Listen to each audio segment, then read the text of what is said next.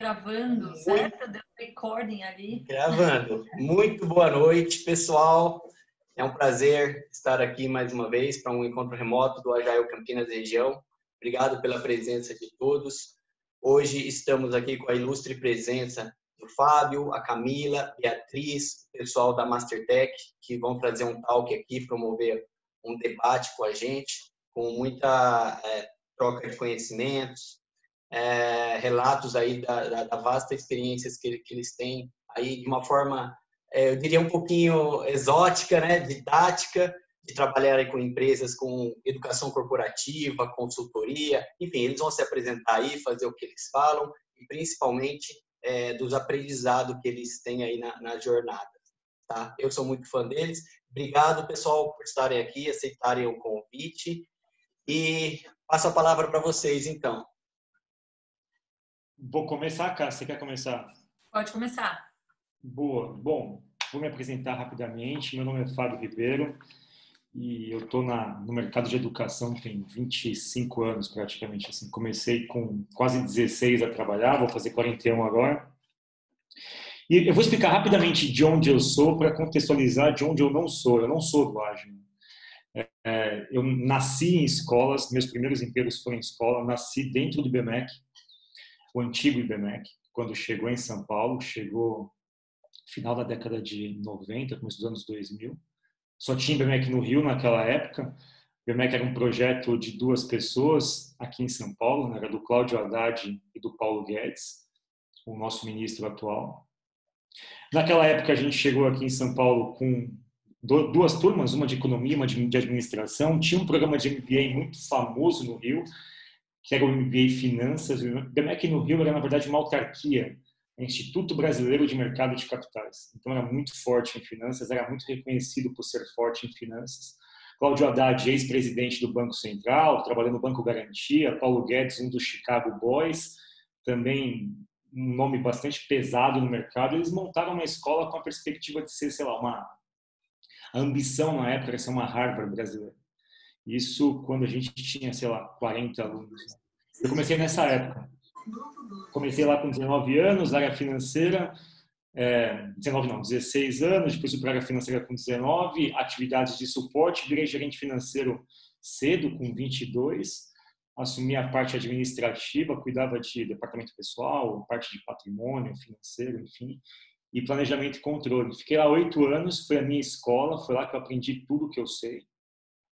Trabalhei com as pessoas mais brilhantes que tinha em educação naquele momento, São Vicente, Pedro Valls, o próprio Cláudio Haddad, Eduardo Gianetti, enfim, Maria Tereza, pessoas extremamente brilhantes, assim, que me formataram como profissional e eu mal sabia que naquele momento estava sendo formatado também academicamente.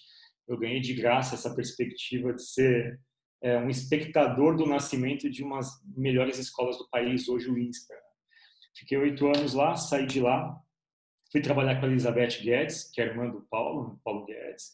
Ela foi para uma empreitada de um grupo educacional que chegava no Brasil no início do surgimento dos grupos educacionais. O mercado de educação havia sido aberto pelas iniciativas do Paulo Renato, então criar cursos ficou mais fácil, tinha ficado mais fácil. A Anhembi Morumbi foi alvo da compra da Laureate, a primeira faculdade que a Laureate comprou. Convidaram a Elizabeth Guedes, que tinha uma puta experiência como reitora do IBMEC, e ela foi conduzir esse processo de, enfim, profissionalização de uma escola familiar, uma escola tida como profissional naquele momento. Então, eu fui para lá, assumi a posição de CFO, fiquei 4 anos lá. Participei de todos os processos de fusão e aquisição da época do Grupo Laureate. Eu tinha responsabilidade dupla, então a gente naquela época começou a pesquisar todo o mercado de educação no país e fazer aquisições. Então eu posso dizer que meu primeiro contato, mesmo que eu não saiba, que eu não soubesse na época com Agile, foi naquele momento. O IBMEC naquela época era um dos mais vendedores de programas de cursos de gestão de projetos no formato PMBOK. Era um dos maiores, assim, tinha para todo mundo. Cursos corporativos, era referência em gestão de projetos, rivalizava com a GV. E já naquela época havia uma transição de modelos de projetos. Quando eu fui para a Anhembi Morumbi, eu percebi isso de dentro como um processo de fato. O Grupo Laureate trouxe isso para dentro da gestão. Foi um processo muito rico para mim, muito estressante também. Eu ali com 31, 32 anos, tinha chegado no topo para mim, tinha um cargo sensacional, tal, mas meio que fiquei com um pouco de saco cheio da educação, porque eu comecei a ver uma educação que eu não conhecia. Eu saí de um modelo de educação no INSPER, que era extremamente voltado à pesquisa acadêmica e a colocar o aluno no centro, e fui para um modelo que era mais varejo, né? A meta da Anhembi Morumbi era colocar 10 mil alunos, 12 mil alunos por semestre. Então, é um processo bastante industrial, assim, onde os processos de gestão de projetos se assimilavam ao que a gente hoje chama de gestão ágil, mas naquela época ainda num processo de adaptação. Saí de lá, fui para uma outra escola, fui para a FIAP, que é uma escola de tecnologia aqui em São Paulo. Uma escola que na época estava recém saída de uma crise violenta, ainda estava em crise, estava praticamente quebrada, em vias de ser vendida, e a gente fez um processo de reorganização. Em 5 anos, a faculdade saiu de 7 para 80 milhões de faturamento. Hoje deve ser uma das principais referências de ensino de tecnologia. Eu saí de lá como vice-presidente, e aí eu tinha achado que tinha terminado o meu processo em educação. No final do meu processo na FIAP, eu encontrei, tinha uma estagiária que tinha acabado de chegar, que não respondia diretamente para minha divisão, mas era um talento e eu não sabia quem era essa pessoa. Eu falei, bom, quem que é essa garota que está chegando aqui? Bastante abusada, né? Tipo, com várias ideias novas, com várias teorias sobre o mundo. Fui pesquisar um pouco, falei, legal, bacana, vamos tentar adaptar, né, o modelo para receber os jovens. Naquela época ainda não estava na febre das startups, não tinha todo esse contexto que existe hoje de revolução provocada pela tecnologia. E a Camila chegou naquela época como uma rockstar assim, para a gente. Né? Tipo, ela tinha chegado do Vale do Silício, tinha lá seus 21, 22 anos, tinha trabalhado no Google, era uma pessoa com uma capacidade de organização mental, de aglutinação de pessoas, de produção de ideias que chocavam um pouco. No começo você tinha até um pouco de resistência com aquilo. Depois eu fui perceber que eu virei a pessoa que ensinava as pessoas que eram como eu, que combatiam a transição. Eu, quando recebi a Camila, a primeira reação minha não foi uma reação de abraçar, foi uma reação, caramba, o que é isso? Isso é o tal do novo que está chegando? A gente se estranhou, meio que deu umas broncas nela, foi até um pouco hostil com ela na época. Enfim, saí da FIAP. Fiquei sem trabalhar um tempo. 2 anos depois, eu recebi uma ligação da própria Camila, que tinha sido minha estagiária, e que disse que tinha montado uma escola. E aí, veja como o mundo é, eu fui trabalhar para a Camila. Eu virei o estagiário dela. Então, de forma bem rápida, a minha trajetória em educação passa por 3 grupos educacionais distintos, 3 nichos diferentes. Eu fiquei 15 anos em funções de diretoria financeira e de planejamento. E, no final das contas, eu fui aprender, de fato, coisas interessantes e coisas, de alguma forma, voltadas à aplicação de conhecimento quando eu conheci a Cá. E eu fiquei pensando, caramba, né? Como o mundo é interessante, como o mundo é de alguma forma surpreendente em alguns aspectos. Né? Você passa por algumas transições na sua carreira, você se nota em uma determinada posição em dado momento e depois, já velho, assim, velho para o mercado, né? Já às beiras de ter 40 anos, eu digo uma nova forma de pensar e eu era completamente refratário ao mundo ágil. Enfim, para mim era uma moda, era um modismo. Eu rejeitava tudo que tinha a etiqueta do Vale do Silício, achava que aquilo era uma presunção de pessoas que não sabiam como aquilo funcionava, que não tinham experiência, que não dominavam o vernáculo acadêmico e corporativo, enfim, que não tinha lustrado nos teus currículos o nome da GV e do INSPER. E eu fui aprender de fato sobre isso com a Camila. A Camila me ensinou tudo o que eu sei sobre ágil. Eu não sou um agilista, a Cá é.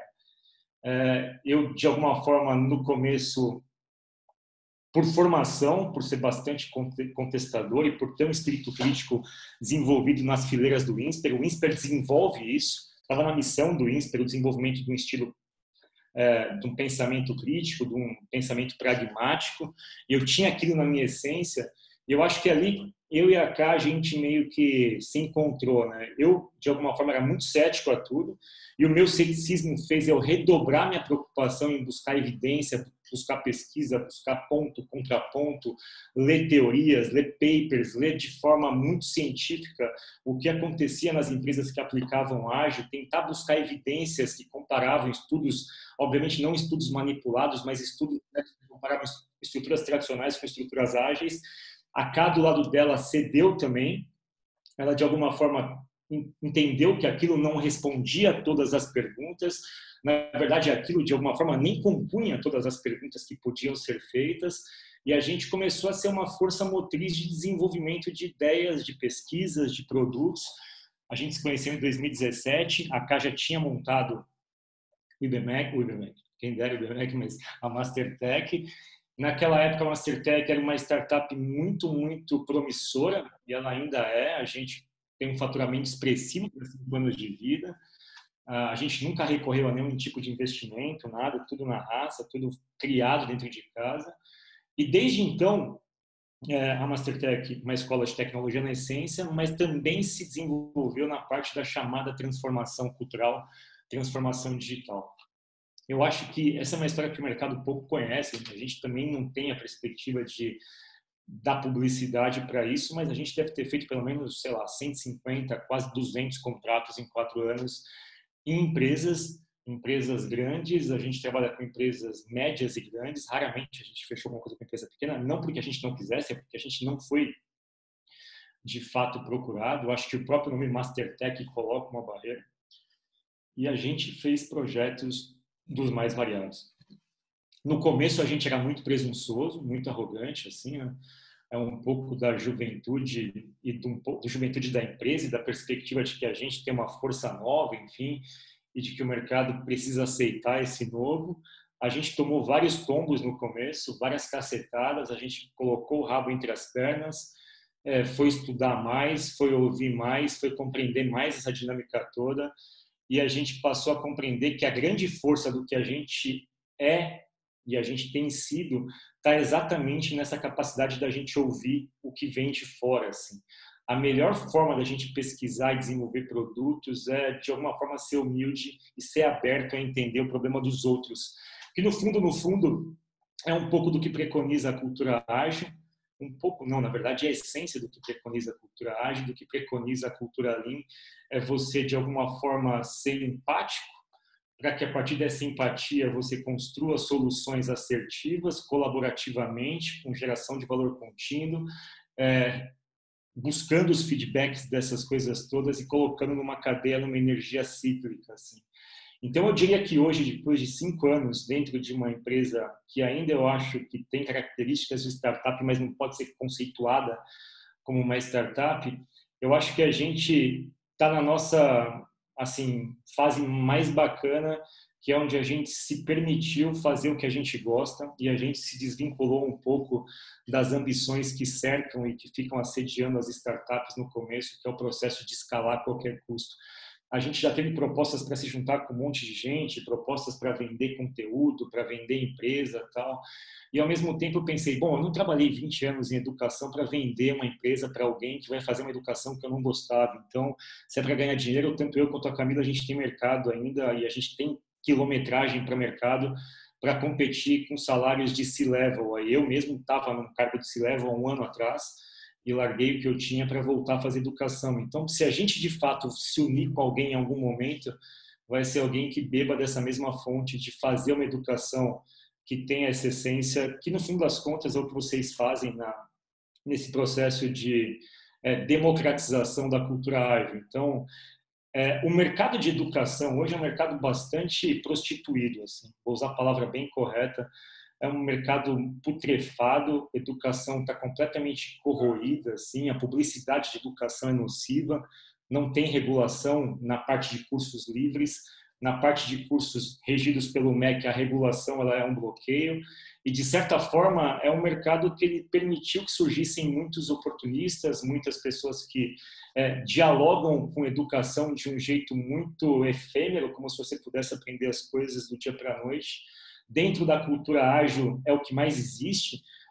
especula-se que você aprender um framework de Scrum, ele é a resposta para uma série de dilemas que as empresas enfrentam, quando na verdade não significa absolutamente nada. Se a gente quer compreender por que se necessita usar ágil, a gente tem que dar alguns passos para trás, entender por que o mercado tem essa dinâmica, como as coisas evoluíram, como as relações se dão, como os consumidores se relacionam com as coisas, para que aí a resposta seja basicamente o seguinte: esse é um modelo que, de certa forma, ele encontra esse cenário, esse contexto, esse comportamento, e ele permite que você se mantenha competitivo, se mantenha perene, se mantenha relevante, sobreviva no mercado, ou de alguma forma nasça com os princípios ideais. Então, a gente não acredita em educação efêmera, a gente não acredita em nada que de alguma forma se esgote num curso.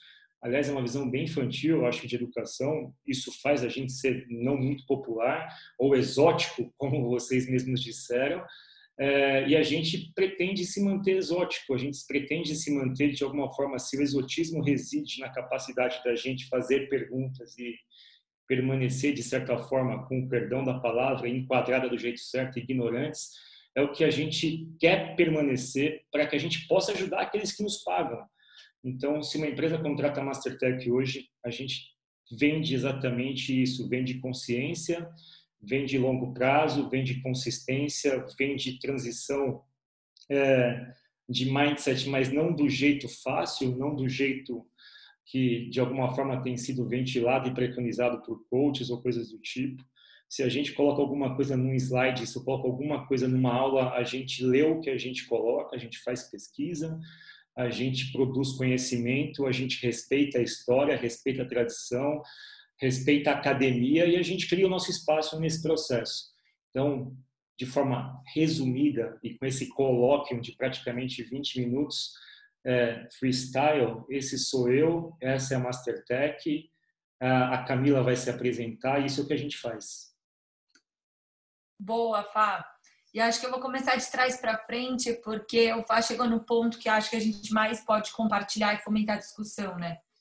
A gente hoje olha para trás e a gente acabou se posicionando de forma a arrumar as adoções de ágil tortas, assim. Grande parte dos clientes que contratam a gente já tentaram alguma coisa, viu que não era bem assim, não era um curso de 4 horas de Scrum que ia resolver, não era pagar uma certificação para muita gente que ia resolver, né? Então, hoje, quando a gente vê uma Vivo da vida, que é cliente nosso, né? Percebeu que não adianta você ter meia dúzia isolados numa ilha, produzindo de forma ágil, se todo o entorno que demanda essa área não sabe o que é uma sprint, né? A gente salvou algumas empresas, né? Salvou aquele é relativo, mas conseguir evangelizar uma cultura corporativa, né? Não é a coisa mais fácil do mundo. A gente vem tentando aí nos últimos 5 anos construir o que são essas boas práticas. Acho que a primeira delas, né, e é a que o Fá comentou por último, e que eu aprendi com o Fábio e depois de bater muita cabeça, é que não vai adiantar a gente propor um framework para as pessoas. Assim, hoje, quase todos os nossos approaches têm a ver com bater em valores e princípios ágeis e co-criar com aquela corporação o framework dela, né? Um pouco parecido com o trabalho do Henrik na proposta que ele fez para o Spotify. A gente olha muito para o que a turma fez lá como inspiração, numa tentativa de conseguir olhar para os desafios, dar repertório para as pessoas para que elas montem o framework delas. Então, é raro que a gente dê uma formação de Safe, que a gente dê uma formação de Scrum, uma formação de Kanban, né? As pessoas demandam isso, pedem isso, mas a gente, em geral, trabalha fazendo uma formação muito amparada em vieses, falácias, incoerência de raciocínio. A gente planta a sementinha do Manifesto Ágil, entende os 4 valores, discorre, escrutina os 12 princípios, mostra os frameworks como repertório e não tipo, olha aqui, quem vai ser o pior dessa parada. A gente já viu algumas empresas nessa situação e elas não são boas, né? Então, a gente vai projetar aqui o framework atual, ele muda quase todo dia, tá? Tô brincando, mas já mudou algumas vezes, que é o que a gente hoje olha como boa prática para transformação corporativa nas empresas, tá? Vou contar rapidamente. Eu sou de ciência da computação, fiz a graduação, mestrado e agora estou tentando terminar um doutorado. Não está muito fácil, não sei se vai dar, mas eu, por incrível que pareça, fiz o caminho contrário da maioria das pessoas. Então, no IME, XP, Kanban, Ágil era nosso dia a dia. Eu aprendi a programar e desenvolver software num contexto ágil. Para mim era o único jeito que tinha. Aí quando me mandaram fazer o primeiro levantamento de especificações, eu tipo, não, tem que fazer esse ITIL, sabe o que é? Não. Nossa, mas era... Pois é, eu fiz o movimento contrário. Então eu vim de uma escola ágil e tive que entrar numa caixinha quando fui trabalhar, principalmente no setor público, porque, né, a gente lá na USP, a gente acabava ficando ali pelos institutos. Então, meu primeiro emprego foi no Instituto Nacional de Pesquisas Espaciais, que era onde os ciclos tinham 18 meses, os pesquisadores tinham todos muitos anos de vida, trabalhando do mesmo jeito há muito tempo, e aí chegou uma guria de 18 anos falando que se a gente fizesse um Kanban tudo seria lindo, e obviamente deu errado, porque também não era isso, né? Só que a guria de 18 anos não sabia. Tomei, acho que os 2 primeiros anos estudando ágil foram muito importantes, era uma eu tinha que me preparar mais para não conseguir entregar quase nada, assim, sabe? Então, os passos eram muito lentos, mas isso me abriu uma perspectiva de ter que estudar muito, de ir em todas as conferências, viajei muito, consumindo conteúdo ágil. Então, acho que grande parte do que a gente produz hoje na Mastertech, talvez eu deva ao INPE e ao meu maior fracasso profissional.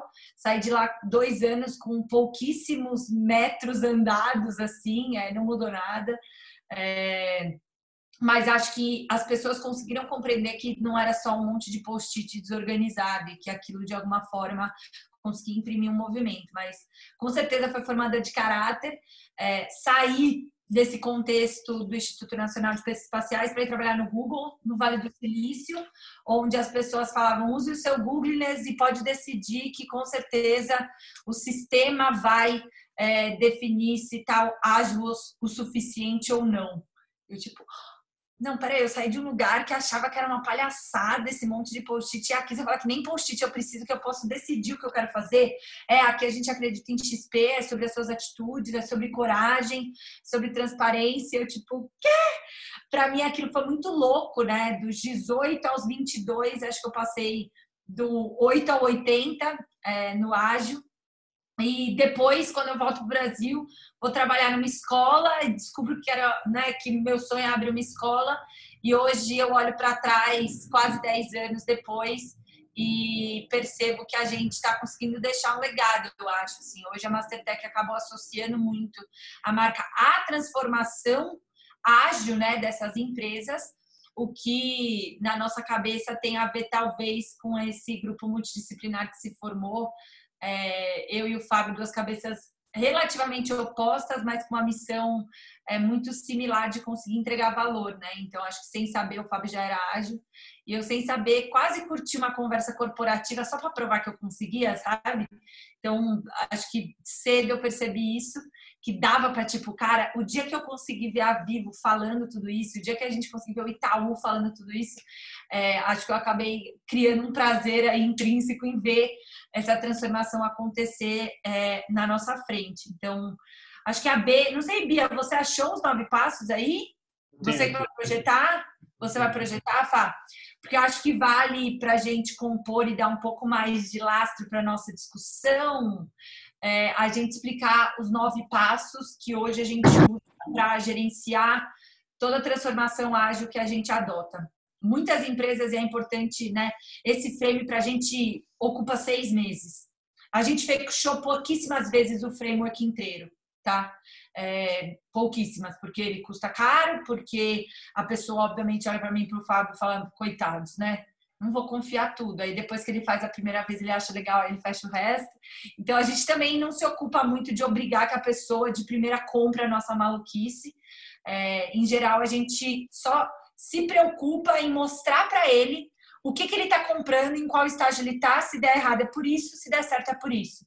Então, a gente se ocupa de mostrar para ele onde ele está posicionado nesse framework, e aí tem dado certo. Em geral, a gente consegue, mesmo que de forma distribuída e descentralizada, fechar o framework em quase todos os clientes que a gente acabou passando. Então, acho que a gente pode, talvez, agora ocupar nosso tempo contando um pouco das 9 etapas e das cagadas que a gente já fez, que talvez ensinem mais do que o sucesso. Vou projetar e vou contar um pouquinho, mas no final das contas, abstraiam, tá, pessoal? Tentem abstrair um pouco, usem aí um pouco de abstração, porque isso é mais um modelo que vai guiando a forma como a gente trabalha do que qualquer outra coisa. E a Carla foi muito modesta ao se apresentar. A Carla é uma pessoa, enfim, se tem alguém de fato fazendo uma mudança no processo de educação de uma forma consistente e sem muita vaidade, é a Carla. Tem feito mudanças muito significativas no ensino de tecnologia para mulheres, para o sistema penal. Ela está fazendo um projeto com muita doçura e com muita resiliência de criar computadores de baixo custo para tentar chegar nas regiões mais distantes do Brasil. Enfim, tenham a Camila como amigos e vocês serão felizes. Deixa eu só mostrar aqui. Está projetando? Sim, está projetando. Boa. Bom, eu vou falar e ao falar eu de alguma forma conto um pouco de como essas coisas estão aqui, né? Isso aqui é a foto atual, como a Ká disse, talvez pode mudar amanhã, mas é importante entender o seguinte: a gente nasceu com cursos de tecnologia. O Mastertech, no final das contas, é uma corruptela, né? Nasceu na época do ápice do Masterchef. Então, o nome, de alguma forma, ele fazia... É boa essa história, não tem nada de muito romântico no nome. Alguém falou, tinha que ser um curso de tecnologia tipo Masterchef. A gente falou, Mastertech. Deixa provisório aí esse nome, quem sabe? E aí, corta 2 semanas depois, a Globo estava fazendo uma filmagem lá, tipo, qual que é o nome? Mastertech. Isso, Mastertech, nunca mais, pessoal. Exato. Mas, enfim, começamos a trabalhar, certo? Então, vinham lá os primeiros briefings de montar a proposta corporativa. Eu tinha certo nível de habilidade de montar a proposta corporativa, montava isso antes.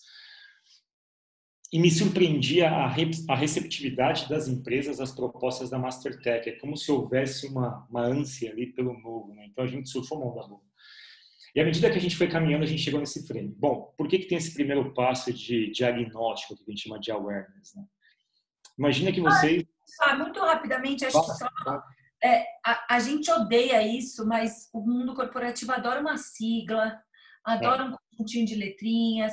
Então, quando a gente fala que o nosso framework tem a ver com 3 Cs, tem a ver com 9 passos, assim, a gente não gosta muito, eu falo particularmente, a gente acha um pouco jogar baixo, assim. Mas, do ponto de vista de pitch de vendas, para a corporação é muito forte que ela consiga resumir em 2 ou 3 sentenças para o board diretivo que toda a teoria do Mastertech se apoia em 3 Cs e 9 passos, onde cada um dos Cs tem 3 ramificações. Então, a gente acabou, e eu vou ser bem sincera, assim, a gente acabou ajustando isso e usando as palavras para conseguir fazer um pitch de vendas aderente. Então, quando você fala que o framework está baseado em 3 fases de ganho de consciência, aquisição de conhecimento e consolidação, né?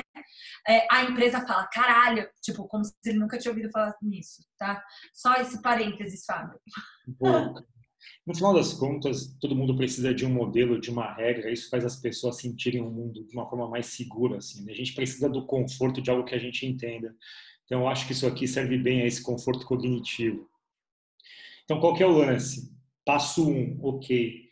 A gente deu muito errado no começo, porque a gente criava um padrão de curso ágil, de design thinking, de UX, de tecnologia, para massas corporativas. Era um curso que era igual, assim, meio que da prateleira. E startup tem aquele lance, né? Deu certo aqui, vende ali e tal.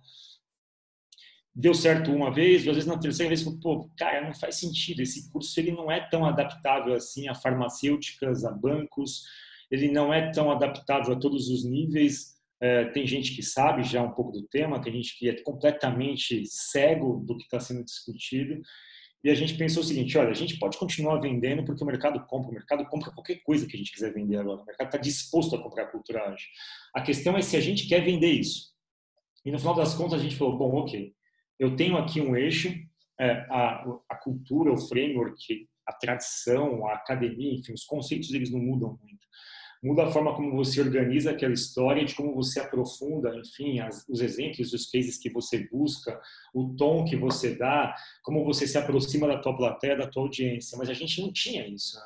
Eu não sabia quem eram as pessoas que iam participar do outro lado. Então a gente começou a desenvolver sistemas internos para fazer diagnósticos que eram gratuitos, assim. Eram e continuam sendo diagnósticos para a gente. Eu preciso entender a massa que está do outro lado. E aí a gente criou um sistema hoje, que é um sistema de diagnóstico proprietário nosso, baseado um pouco em pairwise ranking, em teoria dos jogos, onde a gente permite que as pessoas façam avaliação de perspectivas, tendências, comportamentos, e a gente pega um pouco de evidência do quanto aquela massa de colaboradores, por exemplo, entende da cultura ágil. Com base naquele dial, a gente falou, ok, temos aqui uma cultura em nível avançado, uma cultura em nível básico, completamente virgem do conceito, dado que o conteúdo é basicamente, a esteira é basicamente a mesma, a gente vai ter que adaptar linguagem, profundidade, exemplo e ritmo. Então, a gente adapta essas... São gatilhos, né, Fá? Em aprendizagem, a gente tem o que o Vygotsky chama de zona proximal, né? Você precisa achar quais são os gatilhos para que aquelas pessoas consigam criar sinapses e associar, né? Então, em grande parte, o que o Mesh, né, que é essa ferramenta proprietária que a gente usa, no fundo, a gente quer achar quais são esses motivadores intrínsecos. E dando um exemplo bem pragmático, a gente fez a transformação no Citi, no banco, né? Num contexto em que eles tinham acabado de vender o varejo para o Itaú, a autoestima estava no chinelo, eles estavam trabalhando loucamente, porque metade da equipe tinha ido embora. E aí, quando você, olhando para o cenário, é muito óbvio algumas coisas, né? Mas quando você consegue provar isso estatisticamente, a conversa é outra. Então, um dos gatilhos de motivação da turma do Citi naquele contexto era equilíbrio vida e trabalho. Como é que você quer fazer uma formação bem-sucedida, uma transformação bem-sucedida, onde todas as aulas são no contraturno ou são no sábado? Né? Todo o modelo que a gente tinha desenvolvido para o Citi eram aulas noturnas. Só um pouco desconectado da realidade você falar que isso é prioridade para os C-levels, falar que isso é prioridade, né, para a liderança, e aí você vai lá e pega e vai diametralmente oposto a um dos gatilhos, a um dos motivadores. Cara, não dá, você vai ter que abrir mão desse cara 4 horas no horário de trabalho dele, sim. Isso não é prioridade para você? Então pronto. Então acho que grande parte das conversas difíceis que a gente vai ter que ter com a grande corporação, como definir quem vai, quem não vai, para onde vai, como vai, ficam menos passionais a partir do momento que você mostra um diagnóstico. E aqui a gente tá usando o nosso, mas qualquer outro. Acho que uma das coisas que a tomada de consciência, e para a gente o projeto começa nessa negociação, né, é como é que eu torno essas conversas difíceis um pouco menos passionais, né? Porque transformações vão mexer no queijo da turma. Então, em geral, são conversas muito duras, muito quentes, assim, né? Que ele, numa ignorância, né? Por vários motivos, ele não vai trabalhar na operação, então na cabeça dele ele não precisa mais estudar isso, né? Ele não sabe o que está esperando por ele. Então, é muito importante, nessa primeira fase, especificamente no diagnóstico, a gente poder sempre recorrer e falar, lembra que saiu isso no Mesh? Então, você tem certeza que você quer seguir assim? Estou só sugerindo. Né? As conversas ficam menos passionais. Boa, cara. Então, aqui a gente ganhava essa tal de sensibilidade. É um pouco da cultura Lean, né? Será que o meu produto resolve o problema das pessoas e que problema que elas têm de fato? Né? Que a gente resolvia isso. É obrigatório? Não, não é obrigatório. A gente sugere. E a gente coloca ali o contraponto do porquê fazer isso é importante. Se não quiser o que, a gente prossegue. Nada aqui é obrigatório. Vou contar como se a gente operasse isso na sua dinâmica normal. Segundo passo. Esse aqui deriva um pouco da observação empírica que a gente teve de treinar mais de 4.000 jovens em tecnologia. Bom, a gente não é educação tradicional, mas a gente não é burro também no sentido de desprezar a academia, né?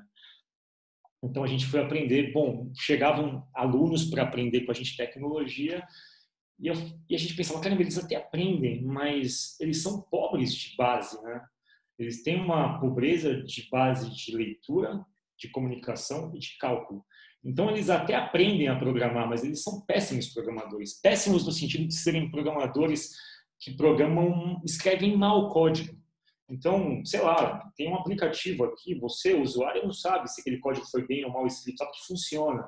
Só que ele poderia funcionar, sei lá, com 60% a menos de linhas de código, a manutenção poderia ser muito mais fácil, você gastaria muito menos para hospedar, porque o teu programador é melhor. Só que isso é oculto para a maioria dos leigos. Mas a gente percebeu o seguinte, olha, o mercado vai entrar merda, processa merda, sai merda. Basicamente é isso.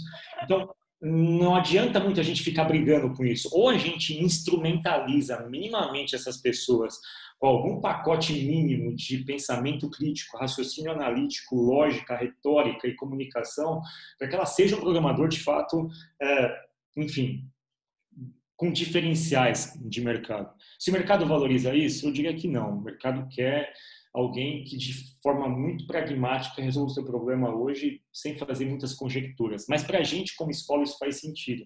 E aqui, especificamente, nesse curso que a gente chama de Trivium, voltando às questões mais clássicas da educação, Trivium é um conceito da época do iluminismo, tal, das artes liberais, enfim, das habilidades que todos os seres humanos teriam que ter minimamente para poder aprender a aprender. Então, efetivamente, aqui a gente desenvolveu esse curso como um pacote inicial para qualquer coisa que as pessoas fossem aprender. E para nossa surpresa, que é... Porque acho que é uma dificuldade muito grande, porque as pessoas, você chegava para, sei lá, Comitê Diretivo Brasil do CIT, fala assim, então, amigão, vai ter que aprender a se expressar, a lógica. Então, a gente vai dar um curso aqui de nivelamento de lógica, retórica e gramática, beleza? Hã? Eu sou ótimo. Eu sou C-level, imagina, eu sou maravilhoso. Eu sei identificar, eu sei escrever. Nossa, eu sou ótimo.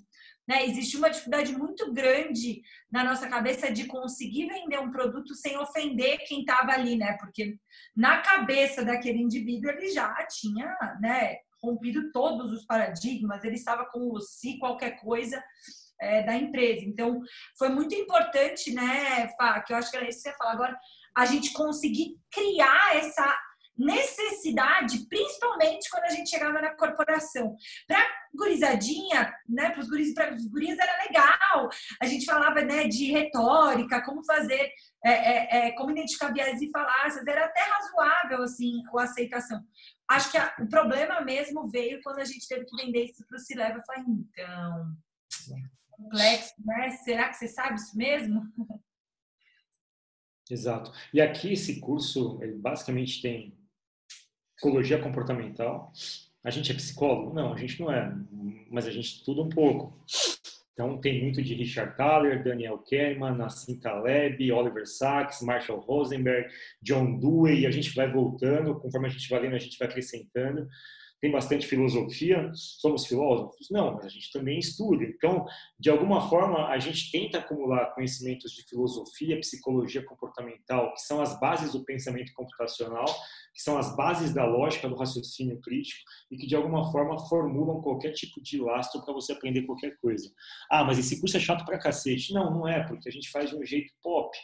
Então, é o que vocês viram no Baião Binário. A gente pega uma reportagem de uma revista e a gente disseca aquilo com um olhar que tenta trazer todas essas referências, dado que não existe nada de novo no conhecimento humano nos últimos, sei lá, 100 anos. Assim, as coisas estão aí, as teorias são as mesmas. O que a gente muda é enquadramento, o que a gente muda é perspectiva, mas a gente usa ainda as mesmas bases elementares do conhecimento matemático, comportamental, filosófico.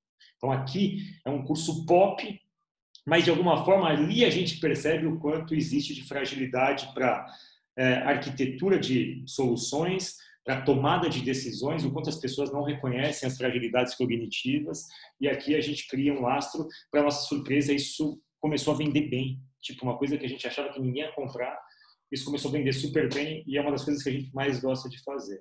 É obrigatório? Não é obrigatório, mas a gente recomenda. E a gente precisa meio que adubar, né, Fá? Essa fase de consciência, a gente está adubando o terreno para a gente conseguir chegar na parte ágil, que é o pilar de conhecimento, com mais coerência, com um repertório comum, com uma perspicácia de análise, com pensamento crítico. A gente consegue fazer isso em poucas horas? Não. Mas eles estão, no mínimo, instrumentalizados e aquecidos para fazer as perguntas que deveriam fazer, sabe? Não aceitar quietinhos o que a gente quer colar lá neles. Então, é muito útil que a gente faça, né? Tanto a discussão do Humanos Digitais, quanto de Trivium, de tecnologias emergentes, compartilhar um pouco essa lente, para que a gente chegue no pilar de conhecimento, que é o core de agilidade, que é o core de transformação digital, né?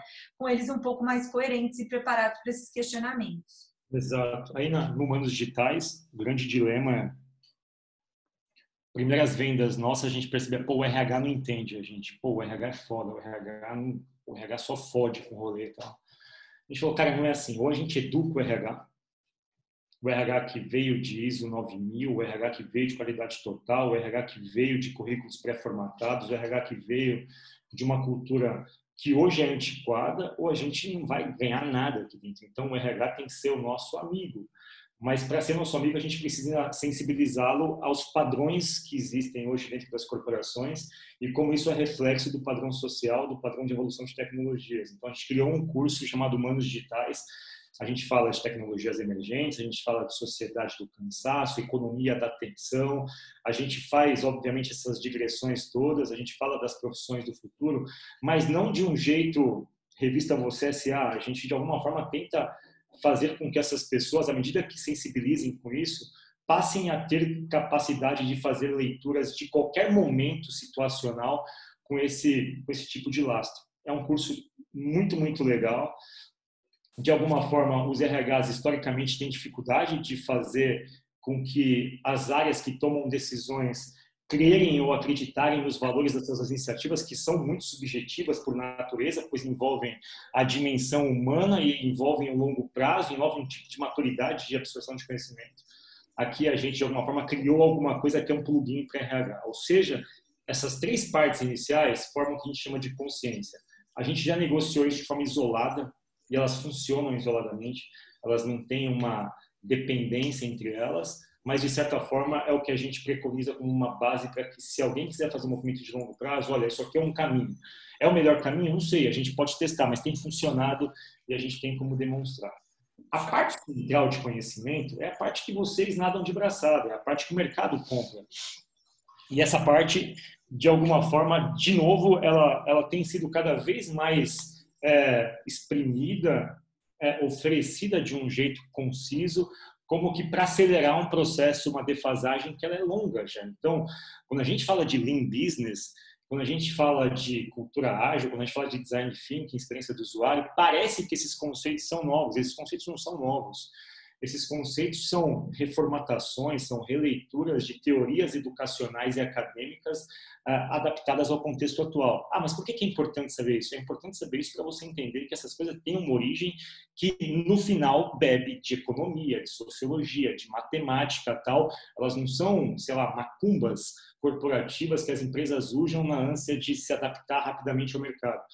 E a gente faz muita questão de falar sobre o processo litúrgico de cada processo desse, de explicar por que são aqueles 4 valores da cultura ágil, por que existe o manifesto de desenvolvimento de clientes na cultura Lean, como que a gente desenvolve clientes, por que é importante a gente implantar Design Thinking, não como uma gincana de post-it para geração de ideias, mas como um elemento de formatação de cultura organizacional, de gestão de portfólio, enfim, como é que a gente coloca esses elementos de um jeito onde eles fiquem, obviamente, mais tempo na empresa. Então, esse bloco aqui, o 4 e o 5 especificamente, é conteúdo de mercado. O que muda é a abordagem, a roupagem que a gente dá. Por isso, a nossa obsessão de trazer elementos do cotidiano, de trazer elementos de outras indústrias, de trazer o tal pensamento superior para soluções superiores, de fazer as pessoas raciocinarem em termos de retorno de investimento, de retorno de estrutura de custo-benefício, de colocar a importância de você saber formatar um time para além das habilidades, obviamente, técnicas, mas considerar a parte emocional, mas não a parte emocional vazia, a parte emocional de alguém que consiga, de alguma forma, ler esse contexto todo e, na medida do possível, se adaptar e, obviamente, criar ali o tal do valor agregado. Essa é a parte que a gente mais tem, enfim, saída, digamos assim. O nosso pão quente é o que o mercado, de alguma forma, mais demanda e, ao mesmo tempo, é o que o mercado menos conhece, por incrível que pareça. O mercado não sabe exatamente como lidar com isso. Até porque os nomes, eles não são bons, né? Cultura ágil, Design Thinking, UX, eles meio que trazem no nome um peso que tem a sensação e a presunção de sintetizar um conhecimento. Então, a experiência do usuário passou a ser algo voltado a fazer, sei lá, um processo de eu trago o usuário para a mesa, o usuário no centro. Isso envolve uma dinâmica muito mais sofisticada que isso. Mas então vocês vão fazer esse tipo de sofisticação em tudo? Não, não vamos, porque a gente precisa de alguma forma adaptar ao tempo, ao dinheiro que as pessoas têm, e a gente precisa de alguma forma conscientizá-las. Olha, você está consumindo aqui. Se você quiser se aprofundar, tem um mundo para lá. E aí você vai ter que saber o momento de parar. Algumas pessoas querem mergulhar e isso faz delas mais competitivas, desenvolverem vantagens no longo prazo. Outras se contentam com o curto prazo, mas na maioria do tempo são voos de galinha. Você aplica no contexto, não sabe aplicar porque o contexto muda, ou não sabe entender por que mudou. Então, essa é a base que a gente mais transaciona e, ao mesmo tempo, a que a gente tem mais cautela para poder fazer um processo de venda e de negociação, porque envolve um cuidado de você saber efetivamente se você quer algo para o agora ou se você quer algo que, de alguma forma, seja inserido no tecido social da empresa. Essa é a base mais ferramental. Mesmo a base de consciência, o passo 2 e o passo 3, do passo 2 ao passo 6 aqui, do passo 2 ao passo 5, todos os nossos cursos têm bastante equilíbrio teoria e prática. Mas é uma prática construída também no empirismo, assim, e a gente conseguiu se adaptar muito bem na parte remota. Mas tem uma prática... Status, né, Fá? Então, são cases hipotéticos. A gente, durante as aulas, não usa as problemáticas da empresa, mesmo porque a gente propõe que a gente use o nosso conteúdo. A gente começa a customizar conteúdo no passo 6, né? Que é quando a gente começa a ter que entrar na cultura da empresa e entender como é que ela está vendo, né? Que é essa transição do conhecimento para a consolidação, nessa especialização, que no nosso caso se dá por uma terapia ágil, a gente brinca, que é o Agile Lab. Então, é sempre produção puxada e nunca empurrada. Então, a gente demanda que as pessoas puxem as sessões de discussão e mentoria sobre a especialização daqueles conteúdos teóricos para a prática deles. Exato. Mas e se ninguém puxar? Deu errado o treinamento. Porque se a essa altura do campeonato, depois de todos esses passos, as pessoas ainda não conseguiram perceber que elas vão ter que puxar essa demanda, né? Que elas vão ter que criar essa demanda, temos um problema. Então, a gente criou uma estratégia bem antifrágil aqui, né? Que no pior dos casos a gente percebe que a gente não conseguiu imprimir nada, nenhum tipo de momentum diferente na empresa, porque ela sequer está demandando essas sessões de mentoria e coaching no Agile Lab. Então, essa é a nossa transição, né, Fá? Do conhecimento para a consolidação. E aí acho que vale, eu vi aqui a mensagem do Fábio que faltam 10 minutos, né? Que estamos na reta final. Acho que rapidamente a gente podia comentar só as 3 estratégias, Fá, de consolidação, uma vez que a gente começa essa consolidação com essa produção puxada e essa demanda por customização por parte dos alunos, que eu acho que é algo bem diferente do que a turma faz, né?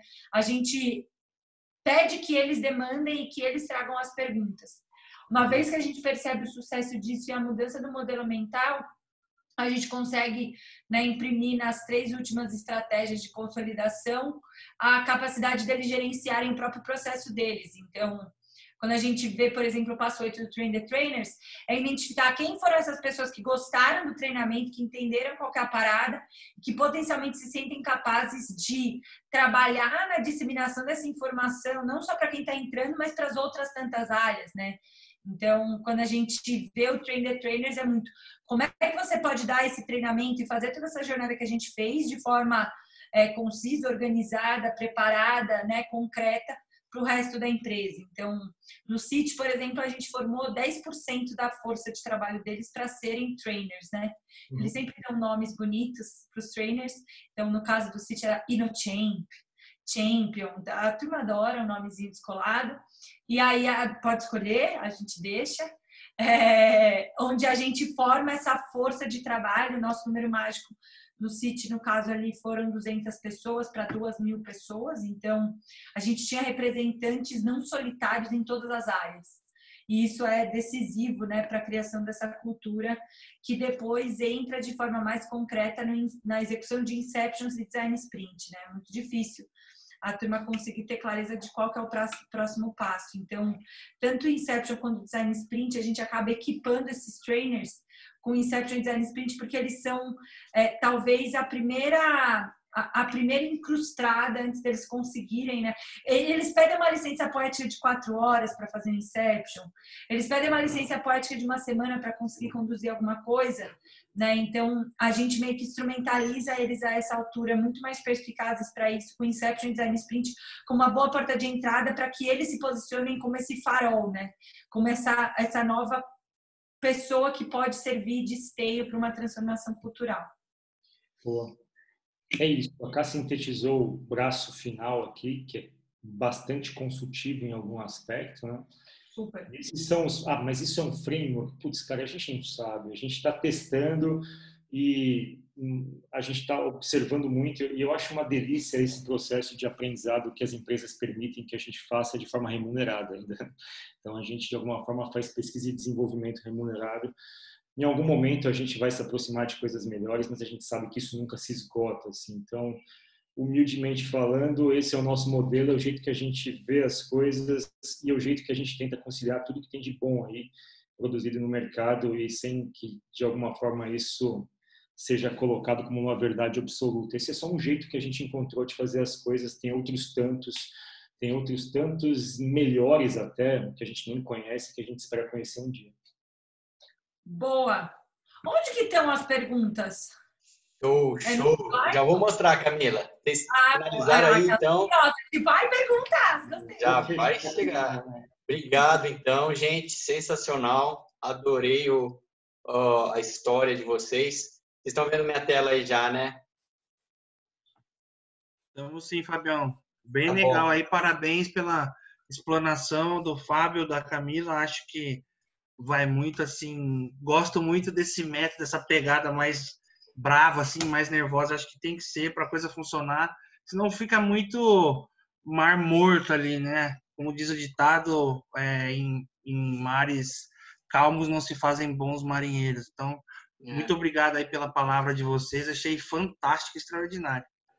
Show. Eu curti, assim, que conforme vocês foram falando da história de vocês, a história da Mastertech, e foram falando o que vocês fazem, né? Mas não só isso, falaram o porquê vocês fazem, né? As dores, porque o mercado, as empresas, as pessoas procuram vocês, né? E todas aí os dogmas, as ideologias, as filosofias por trás de tudo que a gente vê aí em ambientes de transformação, né? Pessoal, então, indo para as perguntas, essa é a ferramenta, né? Tem o link aí no chat, cliquem, vocês vão cair nessa página, mandem perguntas e votem nas que já estão lá, tá bom? Comentários, insights relevantes também são bem-vindos. E aí, para manter a democracia aqui, além da sequência das perguntas, quem quiser ir falando, comentando, erga a mão aí no Zoom, tá? No menu participantes, aqui, você vai ver lá o Raise Hand. E aí a gente vai observar aqui, nós que estamos facilitando a sequência, e vamos dando a oportunidade aí para quem quiser participar, tá bom? Eu vou projetar aqui, então, as perguntas. Fábio, Camila, se preparem aí que, pelo que eu vi aqui, o nível, ó, tá top, viu? Então, a mais votada é essa aqui. Frisei ela aqui, tá direcionada mais para o Fábio aí.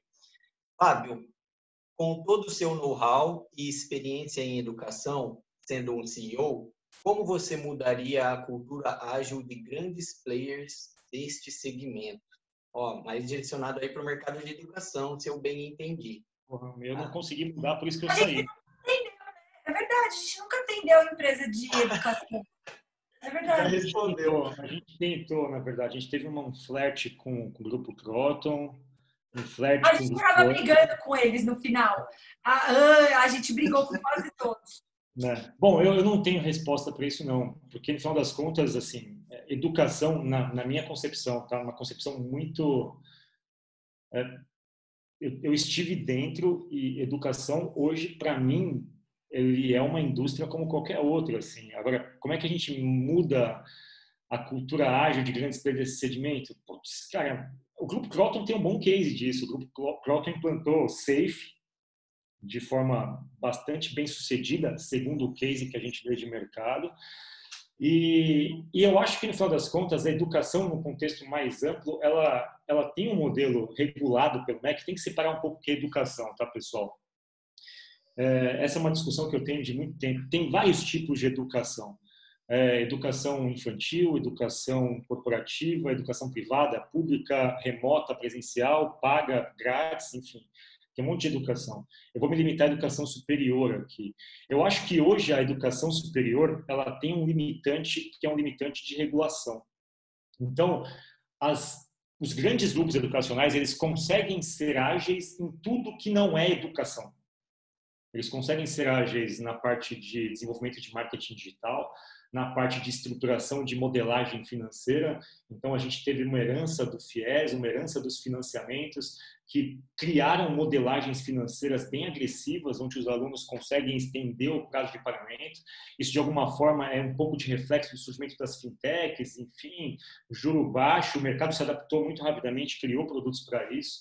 Em educação, especificamente, eu vejo pouca mobilidade ágil no sentido de você tentar traduzir de forma mais rápida a amplificação da mudança de costumes. A gente não tem que mudar teorias e não tem que mudar o lastro acadêmico e científico, mas a forma como a gente aborda as coisas, e aí a minha crítica, a educação que existe em ensino superior hoje ela é formada para formar alguém para o mercado de trabalho.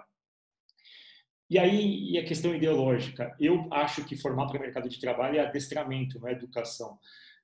Eu acho que educação é uma coisa um pouco mais ampla e tem pouca gente fazendo educação de fato no país, talvez só as públicas, mas extremamente prejudicadas e sucateadas pela supressão de recursos. Então, se eu pudesse hoje mudar a cultura ágil, eu acho que na verdade já mudou. A Croton, a Anima, a Laureate, os grandes grupos educacionais são extremamente ágeis em tudo que é periférico à educação. Dentro do core acadêmico, eles têm uma objeção ali que é a restrição de MEC, de regulação. Mesmo assim, eles têm tentado, mas efetivamente esse virou um negócio de margens agressivas, de preço cada vez mais baixo, e aí logo o que fica mais apertado, fica mais oprimido é o investimento em treinamento de professores, em desenvolvimento de conteúdo. No final das contas, eu acho que essa parte ela não se desenvolveu da mesma forma que se desenvolve o mercado de ensino remoto, como esses cursos mais rápidos, Coursera, essas coisas da vida.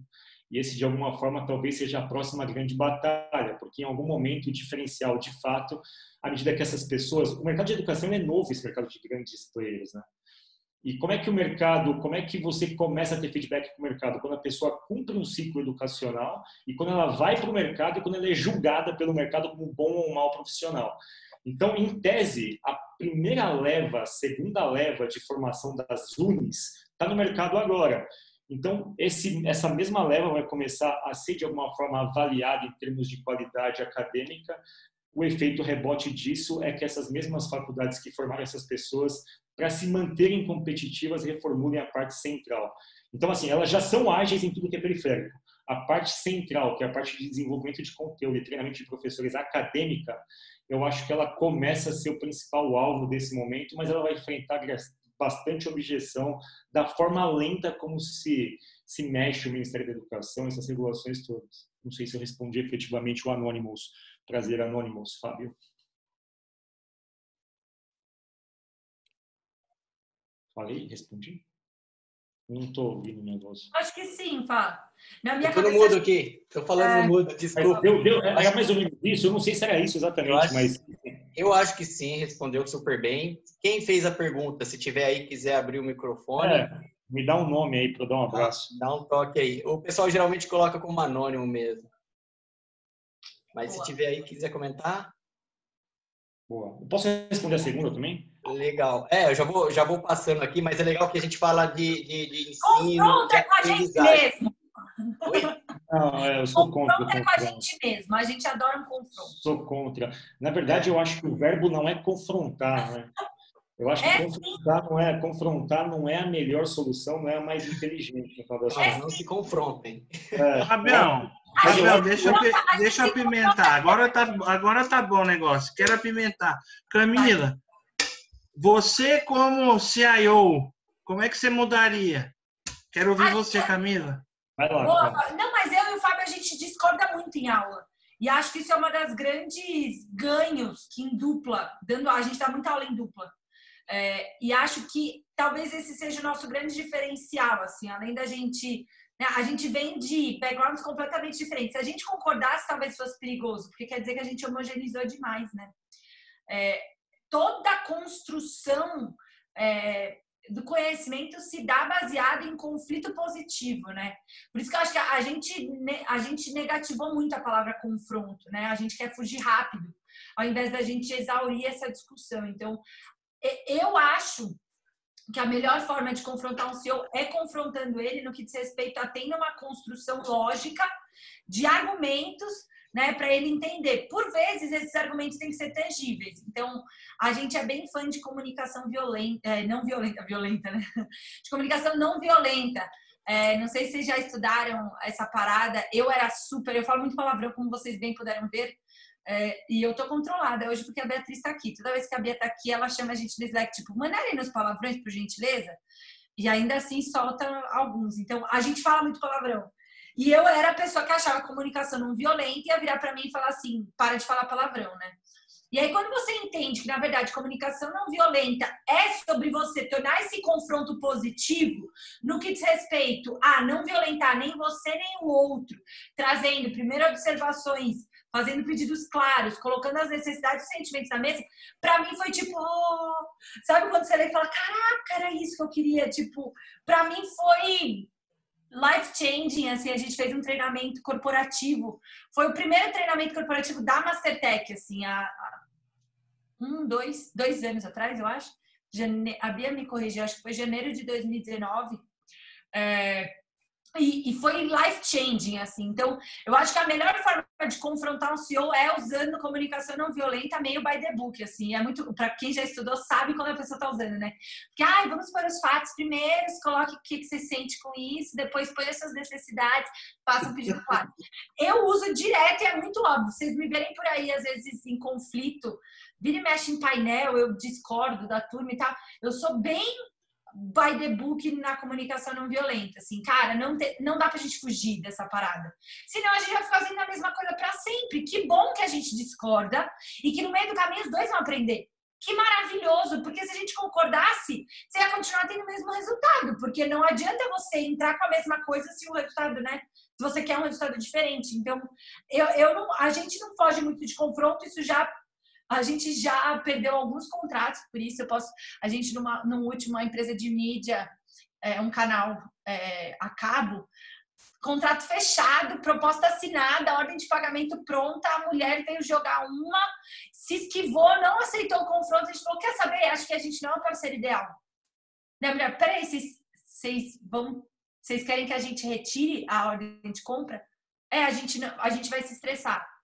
E aí a mulher ficou, né, acho que você pode contar. Esse foi um caso de fracasso, que eu nem sei se foi tão fracasso, porque a gente ia ser muito pior. A hora que ela começou a perceber, tipo, a gente quer aprovar os treinamentos de vocês, a gente quer ver todo o conteúdo, a gente quer garantias, a gente falou, cara, assim, tem outros players mais by the book. A gente não vai cuspir eles para uma certificação. A gente não vai medir nossas palavras no que diz respeito a conseguir organizar as críticas que eles têm para a empresa. A gente não vai fazer isso. A gente não é parceiro ideal para esse momento. É isso que vocês precisam? Então, acho que é melhor vocês tirarem a ordem de pagamento. E aí a mulher ficou meio desnorteada, assim, tipo, caralho, como assim? Como assim? A hora que o Fábio falou, vai procurar outro parceiro, a mulher quase desmaiou do outro lado da linha, assim. Então, a gente não foge muito desse conflito e acho que isso acabou criando pra gente uma coerência muito forte de valores. Acho que é o único jeito de construir uma transformação real. Legal, show de bola. Fabião, eu sou meio suspeita, né? Sou fã de CNV. Quem é minha inspiradora é a Rafinha, que tá aí com a gente também. Então, eu acho que aquela respirada funda, né? Vem aquele turbilhão na gente assim e fala, não, peraí, calma, bola no chão, vamos rever tudo certinho. Acho que faz parte muito dessa relação cliente-fornecedor. Eles não esperam que a gente fale não para eles também, né? Sempre a gente vai aceitar e nem geralmente é assim. Então é bem legal essa troca aí, bem bacana. Fabião, e aí, vamos para a próxima? Quem fez a pergunta, gostaria de colocar algum comentário? Foi isso mesmo? Respondeu? Está satisfeito? Fui eu. Ô, Zé! Tá com a mão levantada aí. Pode falar, meu querido. O Leandro é parceiro, é sócio. Quando eu referi a trabalha para ele, para ela, na verdade é na relação dentro da empresa mesmo até, né? Essa é a grande dificuldade, imagino eu, né? Posso responder? Porque você é temeroso pelo seu emprego, vamos dizer, né? Bom, eu posso responder rapidamente. Eu nunca Pois não, confrontei Fabião. ninguém na minha vida, assim, eu acho. Nunca, de fato, nunca confrontei ninguém. Tem um cara de bravo, mas é só feiura. Eu nunca confrontei ninguém, eu acho que até hoje. A Cá me conhece, assim. Eu argumento muito, mas eu acho que se você está num espaço onde existe a necessidade de um confronto, eu não sei se é o espaço para você trabalhar efetivamente, entendeu? E assim, às vezes é chocante você falar isso. Eu mudaria de emprego. Se você tiver que confrontar alguém no limite para poder impor uma opinião, aquilo vai no longo prazo se tornar muito desgastante, porque se o confronto é a tônica da coisa, é uma questão de estilos, assim. Eu efetivamente não lido bem com confronto para toda e qualquer situação, assim. Eu acho que se existir a possibilidade se essas aspas elas significarem um confronto positivo no nível argumentativo, eu acho que de fato eu iria ir para um lado mais de evidência, de consolidar melhor. Eu acho que a gente, no geral, a gente não é tão bom assim de substanciar as nossas estratégias. A gente não é tão bom de montar uma história que seja sólida o suficiente para permitir o outro lado sentar, organizar as ideias e ponderar sobre o que a gente levou. A gente leva leads de ideias, a gente leva insights, a gente leva feelings, assim. Então, eu faria confrontos, entre aspas, e sempre faço isso. E quando a gente está num mercado onde a gente precisa vender coisas, a gente pode talvez conceituar uma venda de um confronto. E a gente sempre opta pelo caminho de convencimento, né? Que é o vencer junto, na origem da palavra, no rádio da palavra, do latim dela. Né? Então a gente vai para o lado de vencer junto, e isso envolve ter muito mais malabarismo retórico, muito mais repertório, mas é gostoso, é super legal um confronto nesse princípio. Saudável. Né? Que você construtivo.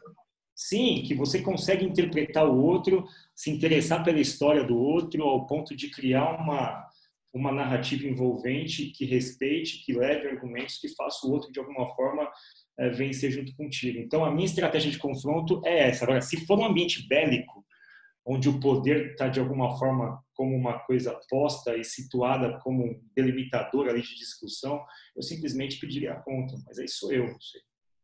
Legal que você levou para esse lado, Fábio, da argumentação, né? Acho que antes de confrontar, a gente pode tentar inspirar, motivar, mostrar dados e fatos, né? Que tira a discussão do achismo, do confronto. Tá aí, o fato tá explícito. Acredite quem quiser, né? Evidências, tem formas de você influenciar e argumentar, sem precisar partir para o confronto. Show. É difícil fazer isso, né? Porque, de alguma forma, o argumento vem naquilo que a gente conversou nos passos que a gente mostrou, né? Você precisa ter musculatura, né? E essa musculatura, de alguma forma, você desenvolve com bastante quilometragem. Não de experiência de tempo de trabalho, mas de alguma forma, de causa. Deixa eu posso responder? O Jefferson colocou aqui um comentário no chat, né? Que ele falou assim, mas há pessoas existentes em sua cultura, achismo, convicção, muitas vezes elas são irredutíveis, né? A gente também, às vezes, Jefferson, rapidinho, só uma vírgula aqui, né? A gente acaba percebendo que, às vezes, a dificuldade tem a ver em você fez um pedido muito grande para a pessoa. Porra, você pediu para trocar a forma de gerir o projeto de definição de metas da empresa inteira, que vai foder com a América Latina se não der certo, não, sabe? E aí o pedido é muito grande. Sendo bem pragmática, às vezes a gente encolhe o pedido. O que eu quero dizer com isso? Fala assim, tá, não dá para ser o OKRs, então, a definição de OKRs? O que dá para ser? O que você tem aí para mim? Então, a gente já adotou isso em algumas empresas onde a gente chegou para fazer o treinamento com todo mundo. Aí a pessoa falou assim, não dá? Tá, o que dá? É para 10 pessoas no RH? Beleza, eu vou pegar essas 10 pessoas no RH. Era o que eu queria? Não era. Mas a gente usa internamente, né? E é o jargão no mercado ágil também, que é o tal do projeto Farol. Então, a gente usa muito. Às vezes, quando começa a bater muito no muro, então tá, vamos fazer o projeto Farol, vamos achar o que é esse negócio menor e aceitar o que você tem. Então, você devolve e-mail para a pessoa. Não, isso não dá. Tá Como bom, assim, o projeto Farol? O que ilumina, assim, o que começa a iluminar ao redor, assim? É isso aí, tipo, o que norteia, né? Então, cara, o que você tem, então, para mim? Então, beleza, eu vou pegar isso e usar como uma abertura de porta, sabe? Isso pode ser uma POC, Camila? A gente normalmente interpreta, pode ser uma POC quando é técnico, né? Mas a gente normalmente interpreta como um MVP, assim, uma versão menor. Normalmente a gente não tem o conceito ainda. Né? No caso da Mastertech, a gente usa mais. Cara, então vamos fazer. Tá com medo? Vamos fazer assim? Vamos fazer então uma formação na sua diretoria? A gente fez isso na Vivo, por exemplo. A Vivo queria fazer, a Bia pode até contar essa história, 12 mil turmas, não sei o que, lá. Eles primeiro fizeram na VP Pessoas, que era deles, o negócio andou bem, então tá, agora vamos fazer para todo mundo. Então, é uma prova de conceito, mas normalmente é uma versão menor para eles tomarem um pouco menos de risco, sabe? A turma... E eu consigo entender que as pessoas têm medo, né? Porra, tem salário. É um discurso privilegiado, né? Eu e o Fá poder falar que a gente negou um contrato. A vida não é bonita, né? A gente está numa situação privilegiada de poder fazer isso num contexto. Então, na nossa cabeça vamos começar menor. Cara, mas acho que é nem tão privilegiado assim, porque a gente quase se fudeu na pandemia, a gente quase se fudeu. O lance todo... o que a gente tomou a decisão, no final das contas, foi para ter paz de espírito, porque se a gente entra numa relação coercitiva desde o começo, assim, tudo bem, às vezes você precisa entrar. Naquele momento a gente pensou, olha, e o contrato permitia esse tipo de coisa, né? Não era algo que ia nos fazer bem do ponto de vista intelectual, assim, ia fazer mal. A gente ia ser meio que oprimido do ponto de vista intelectual, a virar uma espécie de, enfim... O que a empresa quis é disfarçar consultoria, treinamento de consultoria. E aí, e é o que mais acontece na parte corporativa. Né? Se você quer consultoria, o consultoria é mais caro. É bem caro, às vezes. Porque, de alguma forma, eu estou envolvido num processo específico para resolver um problema, tal, ok. Quando você tenta disfarçar isso, escamotear isso como consultoria e tenta meio que colocar um pouco de controle sobre a propriedade intelectual, aí a gente tem que pensar o seguinte, se a gente abre para fazer desse jeito, em algum momento a gente vai começar a abrir exceções, e a gente não vai conseguir manter um certo nível de coerência. Para mim, para cá, não julgo quem faz de outro jeito, mas a gente quer ter uma perspectiva de coerência. Pode ser que a gente perca no curto prazo, pode ser, mas a gente acredita muito que se a gente se mantiver vivo no longo prazo, isso vai dar para a gente marca, vai dar reputação, vai dar credibilidade. Agora, é uma escolha, é um trade-off que a gente fez na hora de falar, não justifica.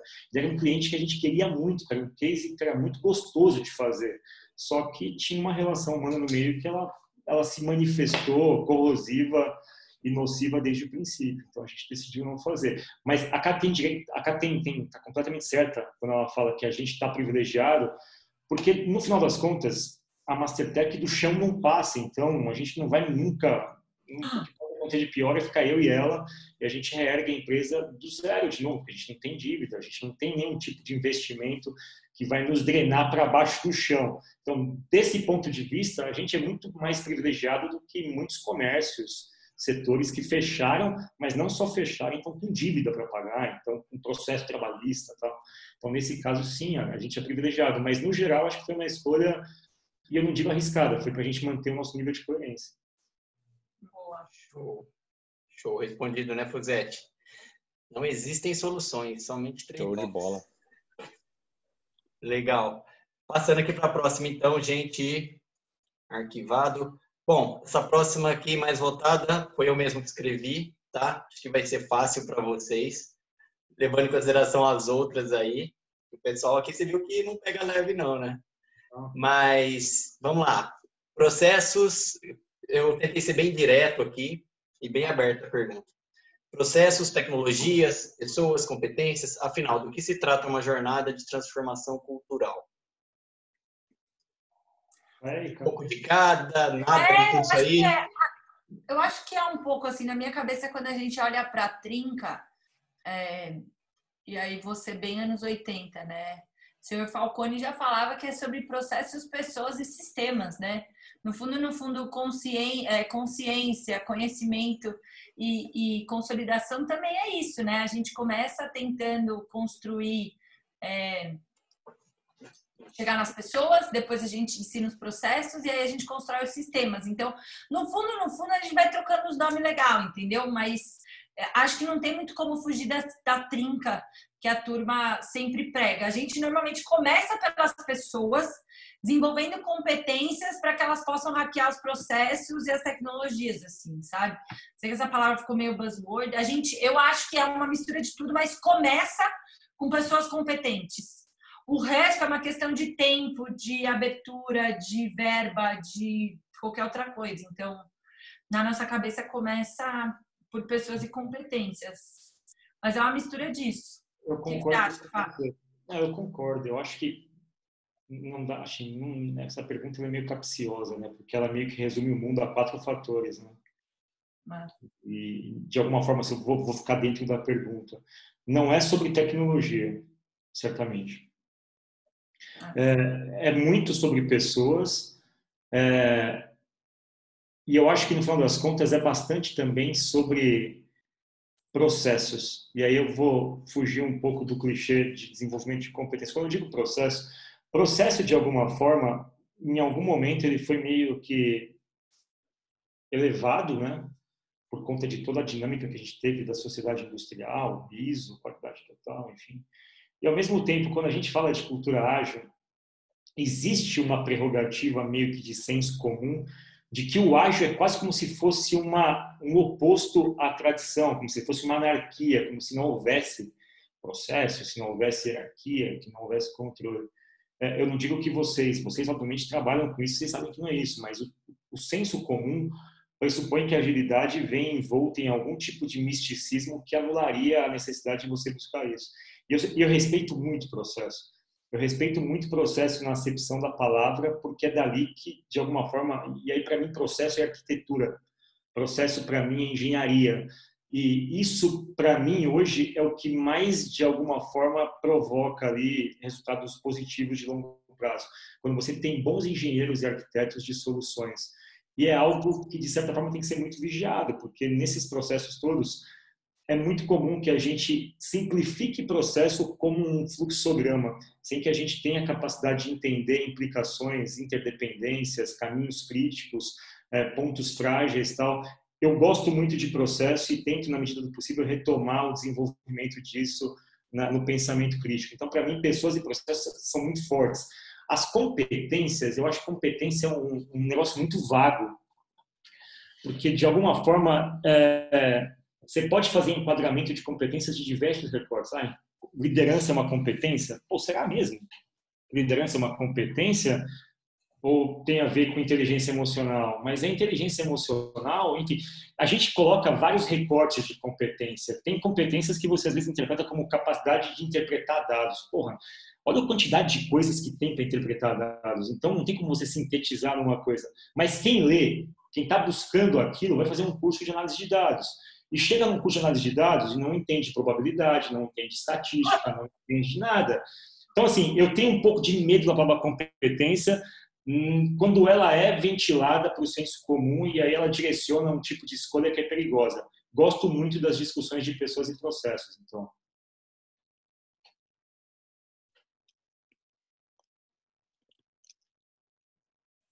Eita, quis tirar do mundo aqui. Fabiano. Foi, mas legal, Fabião, muito legal, cara. Não era tão capciosa assim a pergunta, mas, cara, vocês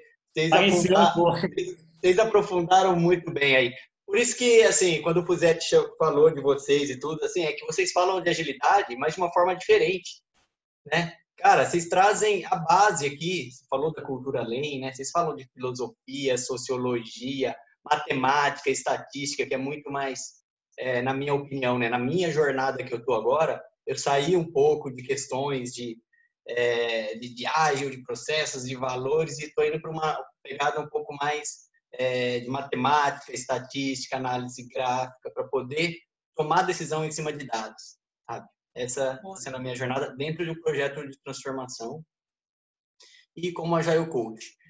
Enfim, respondeu mais do que satisfatoriamente para mim. Obrigado, Camila, Fábio. Se alguém quiser fazer algum comentário.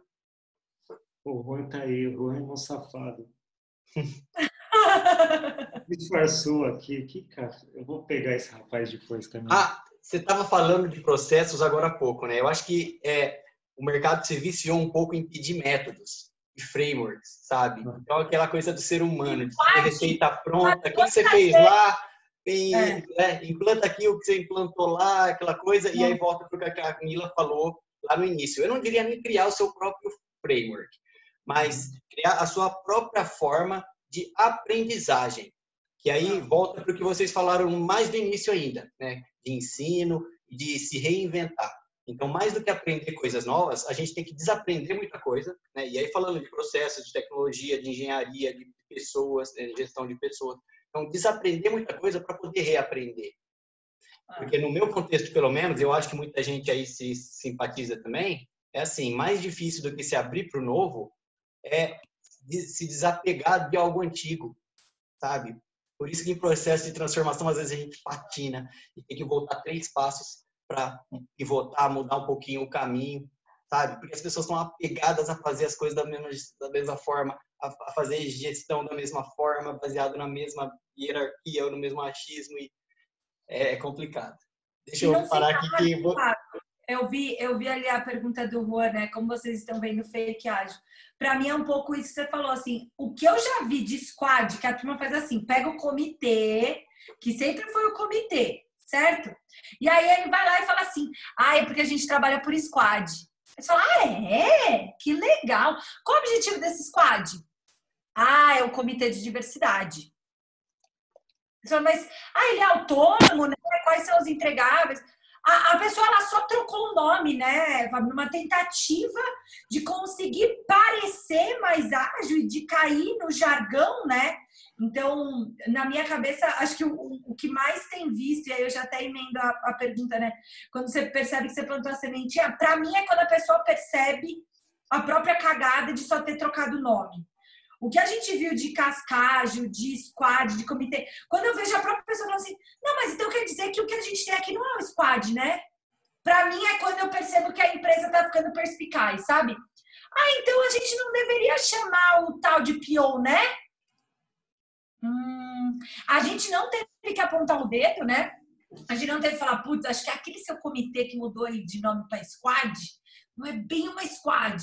Aquele Kanban lá que você usa não é bem um Kanban, é um relatório na vertical. Sabe? Quando você começa a perceber que pós, né, essa discussão, as pessoas conseguiram elas mesmas perceber as cagadas que elas fizeram, para mim é quando eu falo assim, acho que a gente pode ir embora, assim. Acho que agora eu tô tranquila, tocar uma leve para poder ir embora. Então. Squad talvez tenha sido a maior de todas. Acho que é que a gente vai ter escutado. Posso fazer uma palavrinha no fake agile? Vai. Eu não tinha ouvido essa expressão, mas putz, eu vejo com um pouco de cuidado isso, assim. Eu não acho que ninguém em sã consciência faça algo, enfim, para tentar falsear alguma coisa. O que eu vejo no fake agile, eu vejo também no fake UX, no fake design thinking, no fake comunicação violenta, no fake programação, no fake finanças, no fake gestão de riscos, que eu acho que no final das contas resulta no mesmo problema. Assim, eu acho que e aí eu entro num processo que é muito denso. Assim, criou-se uma sensação de que a gente pode aprender coisas de um jeito fácil. E assim, eu não acredito nisso. Assim, eu acredito de fato que aprendizado é uma coisa muito, muito encadeada, densa, que ela é uma reunião de conhecimentos de observação da natureza, de estudo, de treino, de evidência empírica, de você saber ler um monte de coisa. Então, assim, eu vejo o fake agile como uma consequência de uma sociedade e de pessoas que se dispõem a comprar coisas pelos atalhos, assim, e é triste no final das contas, né? Mas não é só o Agile que tem sido fake, no final das contas. Tem um monte de coisa hoje que é fake, pauta de inclusão é fake, enfim, tem um monte de coisa que é fake. Eu acho que o fake Agile é só uma consequência. E ela é bem triste, porque no final das contas eu acho que as pessoas não têm consciência disso. E aí que é o grande ponto. Se elas não têm a consciência, isso vai ficar cada vez mais complexo de ajustar. Ao ponto de que eu acho que vai ter uma resposta de evolução natural. O mercado vai dar a resposta. E às vezes a resposta é bem cruel, assim, porque você vai perder 2, 3, 4 anos tentando implantar ágil, não vai implantar. Alguns vão sobreviver porque são muito grandes e sobrevivem a porradas muito pesadas, outros vão morrer sem saber porque morreram. E de alguma forma vão ter que voltar a fazer os procedimentos de base. Assim. Então, eu vejo com muito pesar, no final das contas. Isso aí, conscientização. Posso Awareness, comentar uma né? palavrinha aí, não?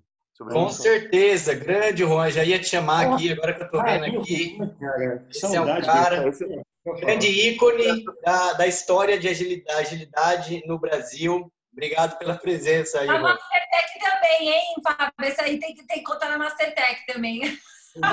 Colocou os tijolos fundamentais da Coraçãozinho é Mastertech, vocês sabem, né? Vocês abriram uma porta Sim. num momento bem difícil da minha vida, foi muito bom. Muito obrigado. Mas então, esse negócio de Fake Agile, na verdade, escolhi esse nome nesse semestre para ser cavalo de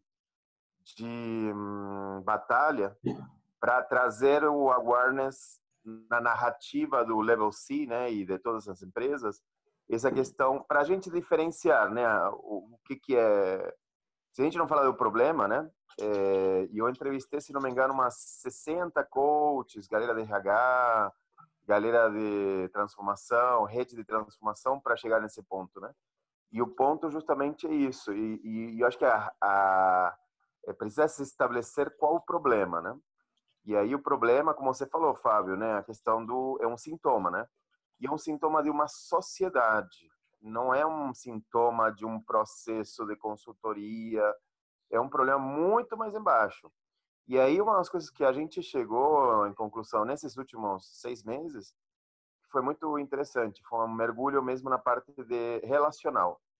Não são as pessoas, é como as pessoas se relacionam. Então, eu cheguei na conclusão de que o comando e controle, na verdade, não é um problema de processos. É um problema de atitude, de forma como a gente se relaciona. Você tem basicamente uma banana e você tem 2 pessoas embaixo, 2 macaquinhos que brigam pela banana, certo? Então, se você faz isso, certo? Ou seja, você cria um ambiente, uma estrutura de escassez.